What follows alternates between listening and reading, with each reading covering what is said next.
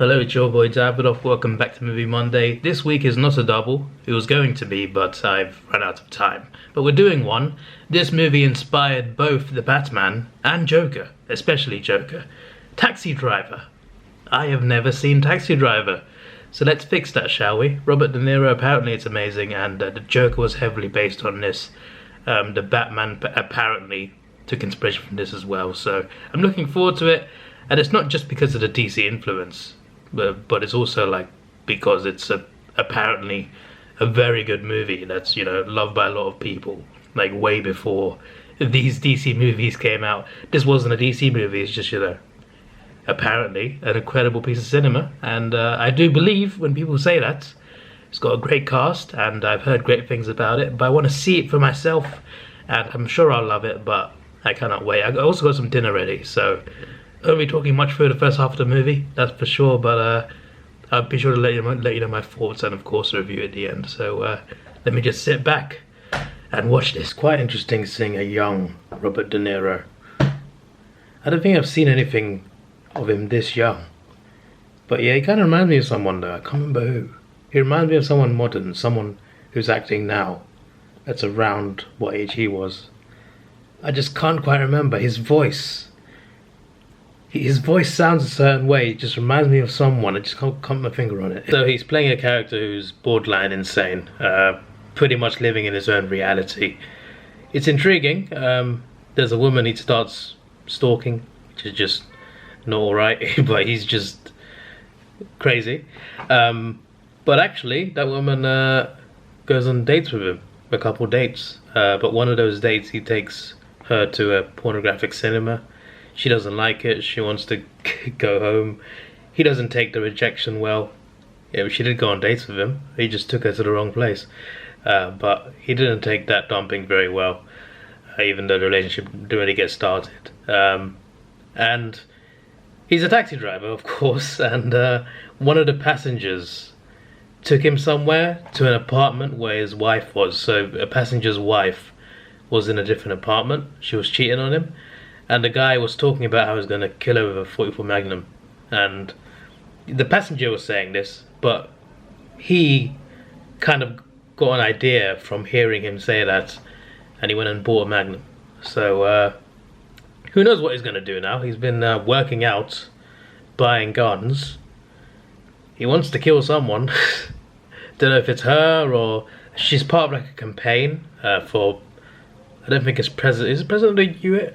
I can't remember, but there's a presidential campaign that she's part of. She's part of the campaign team, so he actually visited the place where the campaign's happening. I guess to scope it out because he didn't shoot anyone, didn't do anything, so that's interesting. Just as I'm talking, he's just stopped a robbery. There's a guy robbing a store and he shot him. I guess in this case he's a hero, but he's killed him. But he's going to do something quite sinister, I think. I'm kind of worried what he might do. Tobey Maguire, that's who young De Niro reminds me of. I was thinking of like a young actor that's acting now and think he sounds, but then I realized, wait a second, I'm thinking about Tobey Maguire in Spider-Man. It's the original ones. He sounds, it's the voice. He sounds very similar to Tobey Maguire in the first Spider-Man movie. I don't know if it's just me. I'm talking about this movie specifically, by the way, from Taxi Driver. Just from this Taxi Driver, I'm getting the voice of Tobey Maguire. I don't know. Maybe it's just me, but yeah. Well, that movie was quite something. Scorsese is a bit of a genius. Yeah, that was intriguing. He went to try and attempt to assassinate the candidates.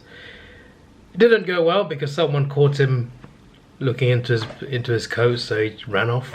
And then he went to a brothel. So there's a girl he knows, played by Jodie Foster, Iris. She's a prostitute. She's you know, trying to make money, but she's very young. She should still be in school, and he cares about her. So he goes to this brothel like a madman and starts a gunfight with everyone. He takes a couple of bullets, somehow still keeps going, One to the neck as well, I'm pretty sure. But he takes everyone down, the pimp, anyone who was at the brothel. He took everyone down. Basically saved Iris, so that she was terrified, she was screaming. But her parents were thankful. And yeah, the ending I thought was like maybe he was dreaming, a bit like in Joker, when Joker's dreaming about certain things that's not real. But apparently, like I just googled it, apparently the ending was actually, it actually happened. So I thought he died at the end, but actually he survived. So that's quite interesting. And at the end, Betsy gets in his taxi. Betsy is the woman he dated, and it didn't end well with him. He took her home on a taxi ride, but she got in his taxi, deliberately I assume. He dropped her off, and then he's like, so long, and he left. I'm assuming that's him just letting go of her, and didn't even charge her for the taxi. I thought that was interesting. Maybe he finally saw sense, but he just completely let her go. It's a bit different to Joker, because Joker, the guy, just, you know, he was a guy that was picked on a lot, and then he just went crazy. But this one, it's a little bit different. He was kind of weird. Some of his behaviors were clearly not good. He was borderline insane, obviously, lived in his own reality. So similarities to Joker, but I feel like it's a little bit different. It didn't seem like he was really like picked on. He was just really distant from people. Didn't really understand how the world worked, I guess. But yeah, I wouldn't say it's a carbon copy.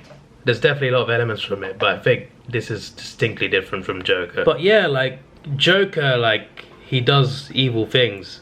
In this one, I feel like for the most part, he thinks about doing evil things. But the people who he kills, in the end, the people who actually kills, a store robber, and people that run a brothel. Are either of those worthy of a death sentence? No, but he shot criminals. So I'm just kind of like morally thinking like, well, he shouldn't have killed people, but he did kill criminals. He didn't kill anyone innocent. It didn't seem like he did anyway. I just thought that was interesting. But either way, that's a good movie, and I'm glad I finally watched it. This is your boy Davidoff. Please like, share, subscribe. Thanks for watching. Have a good day, and see ya.